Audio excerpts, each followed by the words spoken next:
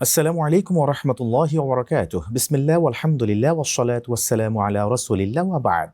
সুপ্রিয় দর্শক শ্রোতা, স্বল্প সময়ে মহাগ্রন্থ আল কোরআনের 60-70% হৃদয়ঙ্গম করার অন্যতম প্ল্যাটফর্ম স্টার নিউজের চমৎকার আয়োজন আরদুল কোরআনের আজকের এই পর্বে স্বাগত জানাচ্ছি আমি মোহাম্মদ হিদায়াতুল্লাহ। আজ ইনশাআল্লাহ তাআলা আমরা অংশগ্রহণ করব মসজিদে সালাতুত তারাবিহে।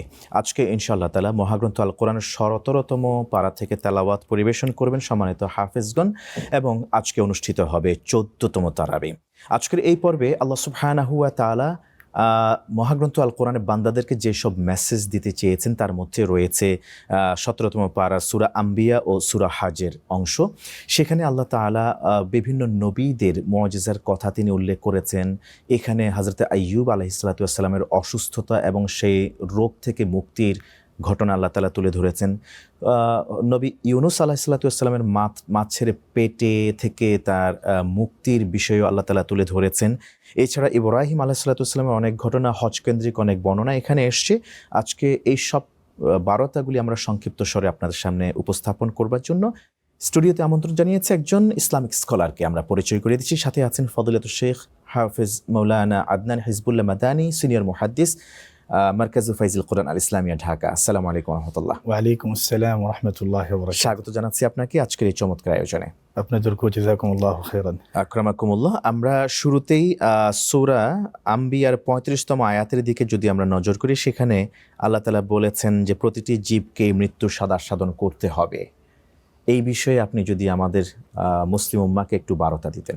আল্লাহ রাব্বুল আলামিন এই আয়াতের মধ্যে চিরন্তন সত্য একটি বিষয় উল্লেখ করেছেন। কুল্লু নাফসিন যায়িকাতুল মাউত ওয়া ইন্নামা তুওয়াফাউনা উজুরাকুম ইয়াওমাল কিয়ামাহ। প্রত্যেক মানুষ যেই বডিতেই প্রাণ আছে সবাইকে দুনিয়ার এই মায়া ত্যাগ করে আখিরাতের সফরে যেতেই হবে। এটা হচ্ছে একেবারেই চিরন্তন সত্য। সেই আদম আলাইহিস সালাতু ওয়াস সালাম থেকে নিয়ে আজ অবধি কেউ চিরজীবী হয়েছে বা হবে এর কোনো রেকর্ড নেই। টেকনোলজির এত যুগে এমন কোনো মেশিন বা কোনো কিছু আবিষ্কৃত হয়নি যার মাধ্যমে মানুষ তার মৃত্যুকে ঢেকে রাখতে পারবে বা মৃত্যুকে প্রতিহত করতে পারবে। অসম্ভব। সেই সত্যটাই আল্লাহ রাব্বুল আলামিন মানুষকে স্পষ্ট করে বলে দিচ্ছেন। দেখো, কুল্লু নাফসিন যায়িকাতুল মাউত। কিন্তু এই মৃত্যু যে আস্বাদন করতে হবে এটা তো সঠিক, এর থেকে তো বাঁচার উপায় নেই। পরকালের সফরে গিয়ে কারা সফল কাম হবে কারা ব্যর্থ হবে সেটা হচ্ছে মূল কথা। দুনিয়াতে তো আমাদের সফর খুবই স্বল্প সময়, 60-70, বিশেষ করে উম্মতে মুহাম্মাদের ক্ষেত্রে। অন্যান্য নবীদের ছিল অনেক বেশি, নূহ আলাইহিস সালাতু ওয়াস সালাম ৯৫০ বছর ইত্যাদি। কিন্তু পরবর্তীতে সফল কাম কারা, সে আয়াতই হচ্ছে মূল উদ্দেশ্য। ওয়া ইন্নামা তুওয়াফাউনা উজুরাকুম ইয়াওমাল কিয়ামাহ। এখানে সম্ভবত আছে কুল্লু নাফসিন যায়িকাতুল মাউত ওয়া ইন্নামা তুওয়াফাউনা উজুরাকুম ইয়াওমাল কিয়ামাহ ফামান যুহজিহা আনিন নার ওয়া উদখিলাল জান্নাতা ফাকাদ ফাজ। এটা আবার পিছনে আছে। এই দুনিয়া শেষ করে আমাদের আখিরাতে যাওয়ার পর আখিরাতে আমাদের জন্য দুইটা আয়োজন, ইম্মাল জান্নাহ ওয়া ইম্মান নার। থার্ড কোনো আয়োজন নেই। হয় আমাকে জান্নাতে যেতে হবে, না হয় জাহান্নামে যেতে হবে। দুনিয়ার জীবন শেষ করে যদি আমরা জান্নাতে চলে যেতে পারি তাহলেই হচ্ছে আমরা আসল সফল কাম। এই জিনিসটাই হচ্ছে এখানে খুবই গুরুত্বপূর্ণ। সফলতা বলতে আমরা কি বুঝি? দুনিয়াতে অনেক ধরনের সফলতা আছে। আমার গোল হচ্ছে ডাক্তার, আমি ডাক্তার হয়েছি, আমি সফল হয়ে গিয়েছি। আমার গোল ইঞ্জিনিয়ার, আমি ইঞ্জিনিয়ার হয়েছি, আমি সফল হয়েছি। পাইলট, লয়ার ইত্যাদি। আল্লাহ রাব্বুল আলামিন বলছেন না, সফলতা মূলত তা নয়। এটা দুনিয়ার ক্ষণস্থায়ী সফলতা। আমার যা চাওয়া আমি হয়তো তা পেয়েছি। মূল স্থায়ী সফলতা কোনটা? যা আখিরাতের মধ্যে আমরা জাহান্নাম থেকে যদি আমাদেরকে বাঁচিয়ে জান্নাতে দিয়ে দেওয়া হয়, এটাই হচ্ছে মূল সফলতা। Number 1 message. নাম্বার 2 মেসেজ হচ্ছে এখানে আল্লাহ রাব্বুল আলামিন বলছেন যে সবাইকে মৃত্যুবরণ করতে হবে এবং আমরা এটাকে মানি, স্বীকার করি। কিন্তু কার কখন মৃত্যু আসবে আমরা কেউ জানি না। এটা আল্লাহ রাব্বুল আলামিনের আজীব রহস্য। তিনি কোরআনের মধ্যে কি বলছেন? যার যখন মৃত্যু আসবে তাকে তখনই মৃত্যুবরণ করতে হবে।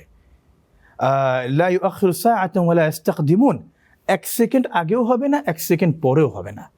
এটা আল্লাহ রাব্বুল আলামিনের আজীব রহস্য। এই রমাদানে আমরা বসে আছি, আমাদের অনেক আত্মীয় স্বজনের সাথে গত বছর ইফতারি করেছি, সেহরি করেছি, প্রোগ্রাম করেছি।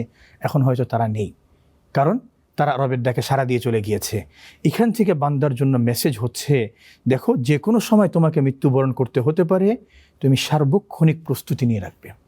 যে কোনো সময় আমার ডাক আসতে পারে, রবের ডাক, আমাকে চলে যেতে হবে। যাওয়ার পর আমি যদি জাহান্নাম থেকে মুক্ত হয়ে জান্নাতে যেতে পারি, সেটাই হচ্ছে আমার মূল সফলতা। আমরা সূরা আম্বিয়ার 35তম আয়াত থেকে একটু স্কিপ করে গিয়ে 81তম আয়াতের দিকে যদি একটু যাই, সেখানে বিস্ময়ে অভিভূত হওয়ার মতো একটি ঘটনা সুলাইমান আলাইহিস সালামের সাথে ঘটেছে, যা আল্লাহ তাআলা তুলে ধরলেন যে সুলাইমান আলাইহিস সালামের আজ্ঞা বহ করে দিয়েছিলেন আল্লাহ তাআলা বাতাসকে। সেই বাতাসে ভর করে তিনি বিশ্বের এক জায়গা থেকে আরেক জায়গায় চলে যেতেন। এখানে আল্লাহ তাআলা আসলে কি মেসেজ দিয়েছেন? জাযাকুমুল্লাহ। কোরআনের মধ্যে এই নবী রাসূলদের যে আলোচনা, প্রায় 25 জন, এবং যতজন নবী রাসূল এসেছেন এদের মধ্যে 2 জন, সুলাইমান এবং দাউদ আলাইহিস সালাম, তারা ছিলেন হচ্ছে আলিশান বাদশাহ। আচ্ছা, তাদের জন্য আল্লাহ রাব্বুল আলামিন সব কিছু বশীভূত করে দিয়েছেন, বিশেষ করে সুলাইমান। এখানে যে আয়াতটা এসেছে, বলে সুলাইমানের রিহা গুদুহা শাহরুম ওয়া রাওয়াহুহা শাহর, ইত্যাদি ইত্যাদি। আল্লাহ রাব্বুল আলামিন সুলাইমান আলাইহিস সালাতু ওয়াস সালামের জন্য দুনিয়ার যত আসবাব আছে, পিপিলিকা থেকে শুরু করে নিয়ে, জিন্নাত থেকে শুরু করে নিয়ে, ঘোড়া পাখি সব কিছু তার বশীভূত করে দিয়েছেন। তার মধ্যে অন্যতম ছিল বাতাস। বলা হয়েছে কি, তার একটি চাদর ছিল কাঠের। আচ্ছা, এই কাঠের চাদরের মধ্যে তার রাজত্ব পরিচালনা করার জন্য সৈন্য থেকে শুরু করে নিয়ে সকল দস্তাবেজ সব কিছুই থাকতো। তিনি ওটার মধ্যে উঠে যেখানে খুশি তিনি সেখানে চলে যেতেন। এইভাবে আল্লাহ রাব্বুল আলামিন সুলাইমান আলাইহিস সালামকে সব কিছুর ক্ষমতা দিয়ে দিয়েছিলেন। দেওয়ার পর রব্বে করিম কিন্তু সুলাইমান আলাইহিস সালামের পরীক্ষাও নিয়েছিলেন। একবার যে ঘটনাটা কোরআনের মধ্যেও আছে, সন্ধ্যার সময় হয়ে গিয়েছে, তার সামনে বিভিন্ন ঘোড়া ইত্যাদি নিয়ে আসছিল। তিনি এই ঘোড়াগুলোকে দেখতে দেখতে এতই অভিভূত হয়ে দেখছিলেন, সময় একেবারেই চলে গিয়েছে বা শেষ পর্যন্ত চলে এসছে। তিনি রবের জিকির, এই ঘোড়ার কারণে বিরত থাকার কারণে, যে রবের জিকির থেকে তাকে বিরত রেখেছে, এই ঘোড়াগুলোকে তিনি রবের জন্য কোরবানি করে দিয়েছেন। এটা ছিল সুলাইমান আলাইহিস সালামের ঘটনা। আরেকটা বিষয় আছে, জিন্নাতকে দিয়ে তিনি বিভিন্ন সময় কাজে লাগাতেন। সুলাইমান আলাইহিস সালাম এই জন্য যেখানেই যেতেন, তার যে তাফসীরের মধ্যে পাওয়া যায়, ইসরায়েলি রওয়ায়াতের মধ্যে যেই আসন বিন্যাস ছিল, প্রথম সারি ছিল মুমিনাতদের জন্য বা বিশেষ করে মুমিনদের জন্য, দ্বিতীয় সারি থাকতো জিন্নাতদের মধ্যে যারা মুমিন, তৃতীয় সারি বিভিন্ন পশু পাখি। এরপরে তিনি পাখিদেরকে বলে দিতেন যে তোমরা তাকে ছায়া দাও। ছায়া দেওয়ার মাধ্যমে এই পুরা মন্ত্রিসভা তিনি পরিচালনা করতেন। মূল মেসেজটা হচ্ছে এই আয়াতের মধ্যে যে সুলাইমান আলাইহিস সালামকে আল্লাহ রাব্বুল আলামিন এত কিছু দেওয়ার পরেও তিনি রব্বুল আলামিনের জিকির থেকে, রব্বুল আলামিনের স্মরণ থেকে, রব্বুল আলামিনের রাজত্ব থেকে তিনি যে তাকে দিয়েছেন এই শুকরিয়া আদায় করা থেকে এক মুহূর্ত পিছপা হননি। সর্বাবস্থায় আল্লাহমুখী তিনি ছিলেন। আল্লাহ রাব্বুল আলামিনের আনুগত্য, যে এই পুরা রাজত্ব তো আল্লাহ রাব্বুল আলামিনই তাকে দিয়েছেন, তিনি তো ক্ষণস্থায়ী একটা সময়ের জন্য এখানে পেয়েছেন। এটাই হচ্ছে এই আয়াতের মূল মেসেজ। আল্লাহ রাব্বুল আলামিন আমাদেরকে যা কিছুই দেখ, আমরা যেন রবের স্মরণ থেকে বিরত না হই, গাফিল না হই, উদাসীন না হই। সুবহানাল্লাহ। সুলাইমান আলাইহিসসালামকে আল্লাহ তাআলা এত ক্ষমতা দিলেন, এত রাজত্ব দিলেন, আল্লাহ তাআলা এত জ্ঞান প্রজ্ঞা দিলেন, সব কিছুকে তার অধিভূত করে দেওয়ার পরেও তিনি আল্লাহকে ভুলেননি। তো আমাদের সমাজে যারা কিছু টাকা পয়সার মালিক হন, ক্ষমতার মালিক হন, কিংবা একটু সৌন্দর্যেরই মালিক হন, তখন আমরা কেন যেন আল্লাহকে ভুলে বসে থাকি। আসলে এটা তো এখান থেকে শিক্ষা না, এটা আমাদের জন্য কখনোই উচিত না। রাইট শেখ, আমাদের অনেকে আছে অসুস্থতায় তারা কাতরাচ্ছেন। আপনি কি বলবেন সূরা আম্বিয়ার 83তম আয়াতের আলোকে আইয়ুব আলাইহিস সালাম আল্লাহর নবী হওয়া সত্ত্বেও আল্লাহ তাআলা তাকে অসুস্থতা দিয়ে পরীক্ষা করেছেন, তিনি সেই সময় তার স্টেপসগুলি কি ছিল সেখান থেকে আরোগ্যের জন্য, যেটা আমাদের রোগীদের জন্য কাজে আসতে পারে এই মেসেজটি? আইয়ুব আলাইহিস সালাতু ওয়াস সালাম নবীদের মধ্যে খুবই কঠিন একটি চরিত্র বা চিত্র যাই বলি। তিনি আল্লাহ রাব্বুল আলামিন নবী ছিলেন, কিন্তু আল্লাহ রাব্বুল আলামিন তাকে খুবই কঠিন একটা রোগের মাধ্যমে পরীক্ষা নিয়েছিলেন। তাফসীরের কিছু কিছু জায়গায় পাওয়া যায় এটা ছিল জুজাম, কুষ্ঠরোগ। আচ্ছা, যার মাধ্যমে তার পুরো বডি, মাথা থেকে নিয়ে পা পর্যন্ত একেবারেই পচে গলে বিভিন্ন সময় শেষ হয়ে গিয়েছিল। তার পরিবার, সন্তান সবাই তাকে ছেড়ে গিয়েছিলেন। বলা হয় শুধুমাত্র তার যে স্ত্রী তিনি তার খেদমতে ছিলেন। আর এই সব কিছু নষ্ট হওয়ার পরও তার যে কলব ছিল এটাকে আল্লাহ রাব্বুল আলামিন হেফাজত করেছিলেন। কিন্তু এই জায়গায় যেটা লক্ষণীয় বিষয়, এত বড় পরীক্ষার সম্মুখীন হওয়া সত্ত্বেও আইয়ুব আলাইহিস সালাতু ওয়াস সালাম, যিনি এই রোগের মালিক, যিনি এই রোগ দিয়েছেন, আল্লাহ রাব্বুল আলামিন তার জিকির থেকে পিছপা হননি, দূরে যাননি। বলা হয়ে থাকে তাকে নিয়ে তার কওম ময়লার যে আবর্জনা আছে সেখানে রেখে এসেছিল, দুর্গন্ধ ছড়াতো তার শরীর থেকে। যে আয়াতখানা এখানে আছে, ও আইয়ুবা ইয নাদা রাব্বাহু আন্নী মাসসানিয়াদ দুর, ও আল্লাহ আমাকে পুরা শরীরে রোগ বালায় আক্রান্ত করেছে।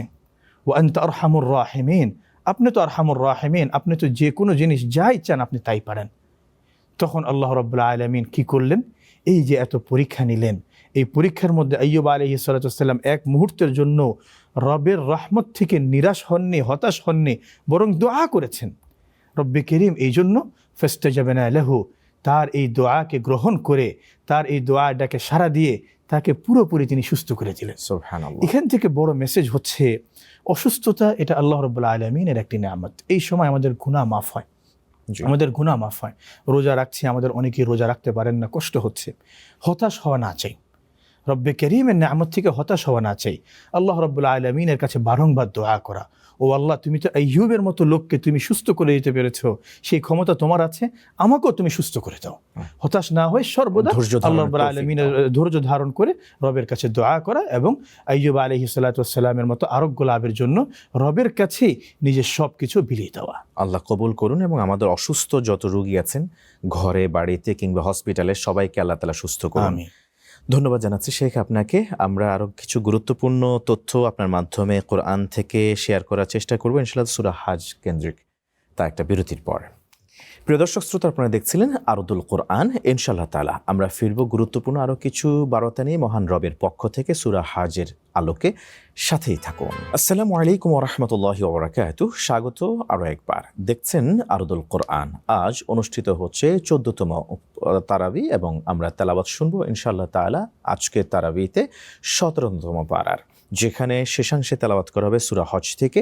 আমরা এ পর্যায়ে আপনাদেরকে আবার নিয়ে যাচ্ছি আমন্ত্রিত সম্মানিত অতিথির কাছে। শেখ, আমরা আপনার কাছে আবার আসতে চাইব। এবার আমরা একটু সেই ঘটনার দিকে যাব যা আল্লাহ সুবহানাহু ওয়া তাআলা সূরা আম্বিয়ার 87তম আয়াতে তিনি শেয়ার করেছেন, যেখানে যুন্নুন হযরত ইউনূস আলাইহিস সালামের কথা বলা হয়েছে। সেখানে একটি গুরুত্বপূর্ণ বিপদ থেকে বাঁচার একটি দোয়া বলা আছে। এই বিষয় যদি একটু তুলে ধরতেন। জাযাকুমুল্লাহু খাইরান। রব্বে করিম খুবই কঠিন মুহূর্তে তার কাছে কিভাবে দোয়া করতে হবে সেই দোয়াটা এখানে আমাদেরকে শিখিয়েছেন। এর পিছনেও একটা খুবই চমৎকার ঘটনাও তিনি উল্লেখ করেছেন। ওয়াজান্নুনি ইয নাদা রাব্বাহু إذ ذهب مغاضبا فظن أن لن نقدر عليه فنادى في الظلمات أن لا إله إلا أنت سبحانك। মূল দোয়াটা হচ্ছে লা ইলাহা ইল্লা আনতা সুবহানাকা ইন্নী কুনতু মিনাজ জালিমিন। ইউনূস আলাইহিস সালাতু ওয়াস সালামের ঘটনাটা খুবই সংক্ষেপে, তিনি তার কওমকে দাওয়াত দিয়েছিলেন। দাওয়াত দেওয়ার পরে তারা প্রথমে ঈমান আনেনি। জি। ঈমান না আনার কারণে তিনি প্রচণ্ড রাগ করে সে কওম থেকে চলে গেলেন এবং তাদেরকে আলটিমেটাম দিলেন, এতক্ষণের ভিতরে তোমরা ঈমান না আনলে আল্লাহ রাব্বুল আলামিনের শাস্তি তোমাদের উপরে চলে আসবে। তো যখন তিনি চলে গেলেন, রিওয়ায়াতে পাওয়া যায় আকাশের মধ্যে মেঘাচ্ছন্ন হয়ে গেল। সে কওম বুঝতে পারলো যে কোনো মুহূর্তে বিপদ আসবে। যখন এটা বুঝতে পারলো কওম, তখন ইউনূসের অনুপস্থিতিতে তারা আল্লাহ রাব্বুল আলামিনের উপরে ঈমান আনলেন। আনার পরে কি হলো? আরেক সূরার মধ্যে আছে, যখন তারা ঈমান আনলো, আল্লাহ রাব্বুল আলামিন ফাস্তাজাবনা লাহু ফাকাশাফনা, যেই বিপদ ছিল সেই বিপদটাকে তার আল্লাহ রাব্বুল আলামিন দূরে সরিয়ে দিয়েছেন। আচ্ছা, এই আয়াতটা মূলত পিছনে আছে, যে আয়াতের মধ্যে আল্লাহ রাব্বুল আলামিন বলেছেন ফালাউলা ক্বরিয়াতুন কানাত আমানাত ফানাফাআহা ঈমানুহা ইল্লা কওমা ইউনূস লাম্মা আমানু, যখন তারা ঈমান আনলো, কাশাফনা আনহুম আযাবাল খিজয়ি ফিল হায়াতিদ দুনিয়া, দুনিয়ার মধ্যে লাঞ্ছনাকার শাস্তি তিনি দূরে সরিয়ে দিয়েছেন। ওয়া মাত্তা'নাহুম ইলা হিন, নির্দিষ্ট সময় পর্যন্ত তাদেরকে তিনি রিজিক দিয়েছেন। অপরদিকে ইউনূস যখন রাগ করে চলে গেলেন, তিনি একটি নৌকা কিস্তির মধ্যে উঠলেন। আল্লাহ রাব্বুল আলামিন এই জায়গায় একটা শিক্ষণীয় বিষয়, একজন নবী, একজন দায়িত্বশীল, তিনি তার কওমকে এইভাবে ছেড়ে আসতে পারেন না। এই জন্য আল্লাহ রাব্বুল আলামিন ইউনূস আলাইহিস সালামকে একটা শিক্ষণীয় বিষয়ের মধ্যে নিয়ে আসলেন। তিনি যে কিস্তির মধ্যে উঠলেন, যেই নৌকা, সেখানে বেশি হয়ে গেল লোকবল। এখান থেকে কোনো একজনকে ফেলে দিতে হবে বা যে কোনোভাবে বাদ দিতে হবে, নাহলে নৌকা ডুবে যাবে। এই ঘটনা আছে এরপরে সূরা সফের মধ্যে, সূরা সফাতের মধ্যে, ফাসাহামা ফাকানা মিনাল মুদহাদিন। তখন তারা লটারি করলো, লটারির মধ্যে নাম আসলো ইউনুসের, এবং একাধিকবার তারা বাধ্য হয়ে ফেলে দিল। ফেলে দেওয়ার পর ফালতাকামাহুল হুত, তিমি মাছ তাকে গিলে ফেলল। গিলে ফেলার পর এই যে অন্ধকার, সেই অন্ধকারের মধ্যে তিনি তার রবের কাছে চলে গেলেন। তিনি বুঝতে পারলেন, সেই সময় অনুধাবন করলেন যে আমার তো এইভাবে আমার কওমকে ফেলে এসে আবার চলে এসে উচিত হয়নি। যখন এই অন্ধকারের মধ্যে তিনি আছেন, সেই ঘটনায় এই আয়াতের মধ্যে যেটা আসলো তা বোঝা চলে আসছে, তখন গিয়ে তিনি তার রবের কথা স্মরণ করলেন যে রব, এই ঘুটঘুটে অন্ধকার তিমির পেটে আপনি ছাড়া আমার আর কেউ নেই। তখন তিনি সেই দোয়া করলেন, লা ইলাহা ইল্লা আনতা সুবহানাক, ও রব আপনি ছাড়া কোনো ইলাহ নেই, সুবহানাক আপনি পবিত্র, ইন্নী কুনতু মিনাজ জালিমিন, আমি জালেমদের অন্তর্ভুক্ত ছিলাম। এই আয়াত থেকে মেসেজ কি? যখন আমাদের নিকট যে কোনো সত্য উন্মোচন হয়ে যাবে, প্রমাণিত হয়ে যাবে যে আমি ভুল ছিলাম, তখন নিজেকে শুধরে নেওয়া, রবের কাছে ফিরে আসা। এবং আবার তিনি যখন ফিরে আসলেন, আল্লাহ রাব্বুল আলামিন সেই তিমির পেট থেকে তাকে মুক্তি দিলেন। সূরা কলামের মধ্যে যেমনটি আছে, লাউলা আন তাদারাকাহু নি'মাতুম মির রাব্বিহি লানুবিযা বিল আরাই ওয়া হুয়া মাযমুম ফাজতাবাহু রাব্বুহু ফাজআলাহু মিনাস সালিহিন ইত্যাদি। তাই ইউনুসের মতো আমরা আমাদের যে কোনো সময় যে কোনো দায়িত্ব সর্বপ্রথম খুবই নিষ্ঠার সাথে পালনে সচেষ্ট হব। আমাদের যদি কোনো ভুল ত্রুটি হয়ে থাকে, রবের কাছে ইস্তিগফার করে তওবা করে আবার ফিরে আসার চেষ্টা করব। সুবহানাল্লাহ। সূরা আম্বিয়ার 107তম আয়াতের সংক্ষিপ্ত শিক্ষা যদি আপনি তুলে ধরেন, যেখানে বলা হয়েছে ওয়া মা আরসালনাকা ইল্লা রাহমাতাল লিল আলামিন, বিখ্যাত আয়াত।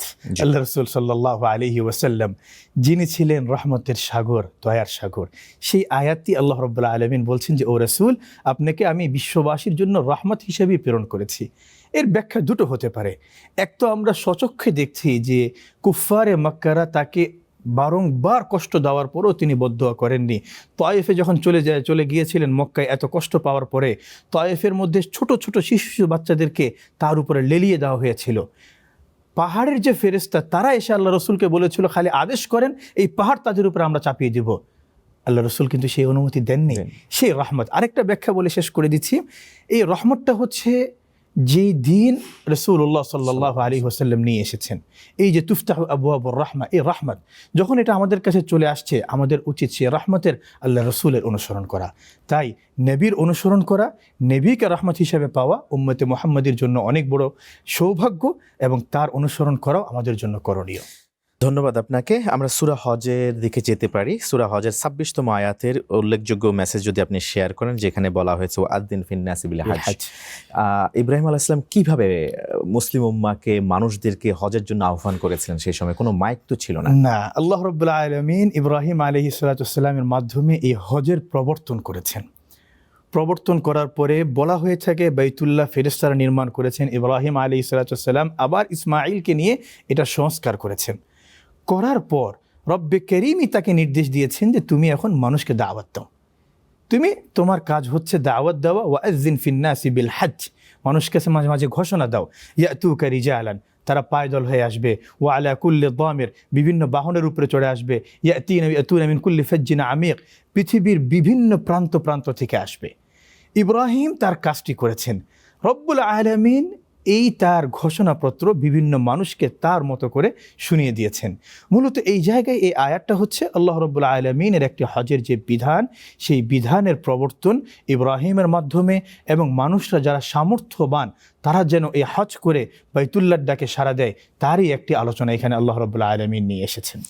আপনি বলছিলেন সুন্দর করে, আমরা একটু স্কিপ করতে চাই। সেখানে 61তম আয়াতের দিকে যদি আমরা যাই, এটি হচ্ছে আল্লাহর নিয়ম। নিঃসন্দেহে আল্লাহ তাআলা রাতকে দিনের মধ্যে, আবার দিনকে রাতের মধ্যে ঢুকিয়ে দেন। অবশ্যই আল্লাহ তাআলা সবকিছু শোনেন ও দেখেন। আল্লাহু আকবার। এই আয়াতটা রব্বে করিমের অনেক বড় একটি নিদর্শন। ইউলিজুল লাইলা ফিন নাহারি ওয়া ইউলিজুন নাহারা ফিল লাইল। আল্লাহ রাব্বুল আলামিন কাফেরদের জন্য তার এমন কিছু ক্ষমতার ইজহার করেছেন, দেখিয়েছেন, যেগুলো কারো পক্ষে সম্ভব না, এবং এটা হচ্ছে সময় কেন্দ্রিক। সময় এমন একটি বিষয়, এই সময়কে নিয়ে আল্লাহ রাব্বুল আলামিন কোরআনে একাধিক জায়গায় কসম খেয়েছেন, ওয়াশ-শামসি ওয়া দুহাহা ওয়াল লাইলি ইযা ইয়াগশা ওয়াল ফাজর ইত্যাদি ইত্যাদি। তার আলোচনা এখানে এসেছে। দেখো, আমি আল্লাহ রাতকে দিনের মধ্যে ঢুকাই, দিনকে রাতের মধ্যে ঢুকাই। মানে কি? মানে হচ্ছে রাতকে তিনি কখনো লম্বা করে দেন, দিনকে ছোট করেন, যেমন হচ্ছে শীতকাল, আবার কখনো হচ্ছে দিনকে তিনি লম্বা করেন, রাতকে ছোট করেন, যেমন গরমকাল। এই বিষয়টাই রব্বে করিম তাদেরকে স্মরণ করিয়ে দিয়ে বলছেন, আমি হচ্ছে এত বড় ক্ষমতার অধিকারী, সুতরাং আমারই একমাত্র এককভাবে ইবাদত করা তোমাদের জন্য করণীয়, আর কারো ইবাদত করা তোমাদের জন্য কখনোই উচিত না, কারণ অন্য কেউ এই জাতীয় ক্ষমতার অধিকারী না। অসংখ্য ধন্যবাদ জানাচ্ছি আপনাকে, চমৎকার আলোচনা করেছেন, একেবারে কোট বাই কোট। আল্লাহ তাআলা আপনাকে উত্তম প্রতিদান দিন। আমিন, জাযাকুমুল্লাহু খাইরান। প্রিয় দর্শক শ্রোতা, আরদুল কোরআন আমরা দেখছিলাম, আমাদের শেখের মাধ্যমে আপনাদের সাথে শেয়ার করেছি আজকের উল্লেখযোগ্য আয়াতে কারিমার কিছু বারতা। আসুন, জমিন যেহেতু আল্লাহ তাআলার, আমরা আল্লাহ তাআলার বিধান মেনে চলবো। আল্লাহ তাআলা যেহেতু আমাদেরকে সৃষ্টি করেছেন, রিজিক দিচ্ছেন, আল্লাহ তাআলারই গোলামি করব। আল্লাহ তাআলা আমাদেরকে মৃত্যু শরীয়তের উপর ইস্তেকামাত থেকে আল্লাহ তাআলার গোলামি করার, বিশ্বনবীর আদর্শের অনুকরণে সেই তৌফিক দান করুন, এই আশাবাদ ব্যক্ত রেখে প্রিয় দর্শক শ্রোতা, আপনাদের প্রত্যেকের সুস্বাস্থ্য দীর্ঘায়ু কামনা করে আরদুল কোরআনের পরবর্তী পর্ব দেখার উদাত্ত আহ্বান জানিয়ে আজকের মতো এখানে শেষ করছি। সুবহানাকাল্লাহুম্মা বিহামদিক, আশহাদু আল্লা ইলাহা ইল্লা আনত, আস্তাগফিরুকা ওয়া আতুবু ইলাইক। ওয়াসসালামু আলাইকুম ওয়া রাহমাতুল্লাহি ওয়া বারাকাতুহু।